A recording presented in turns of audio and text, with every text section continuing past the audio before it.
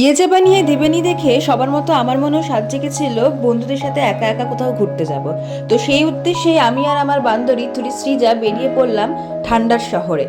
এই প্রথমবার বাবা দিদি সবাইকে ছাড়া একা একা ঘুরতে যাচ্ছি। তো প্রথম মন তো খুব খারাপ করছিল, ট্রেনে ওঠার পর থেকেই আমার প্রচণ্ড হোমসিক ফিল হতে আরম্ভ করছিল, কিন্তু যাই হোক বেরিয়ে যখন পড়েছি ঘুরতে তো যেতেই হবে এবং মজা তো করতেই হবে, কারণ এটাই আমার লাইফ টাইম মেমোরি হিসেবে থেকে যাবে। রাতে 10টা 5-এর দার্জিলিং মেল ধরে ভোরবেলা এনজিপি এবং তারপর সেখান থেকে শুরু হবে আমাদের আসল গন্তব্যের দিকে। ইনস্টাগ্রামে একটা ট্রাভেল গ্রুপের সাথে আমাদের আলাপ হয় এবং তারপর তাদের সাথে আমাদের এই ট্যুর প্ল্যানটা করা হয়।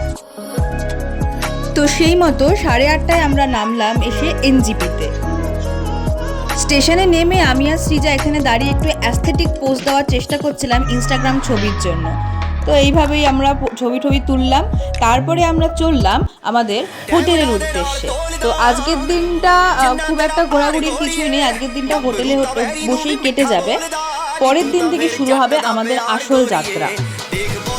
লাস্ট টাইম আগস্টে আমি এসেছিলাম শিলিগুড়িতে অফিসের কাছে।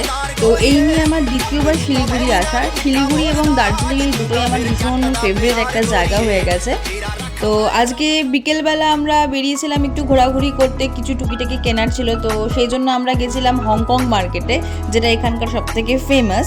তো এখানে গিয়ে আমরা কিছু শীতের জামা কাপড় কিনলাম, যাতে পরের দিন আমাদের যেতে কোনো অসুবিধা না হয়।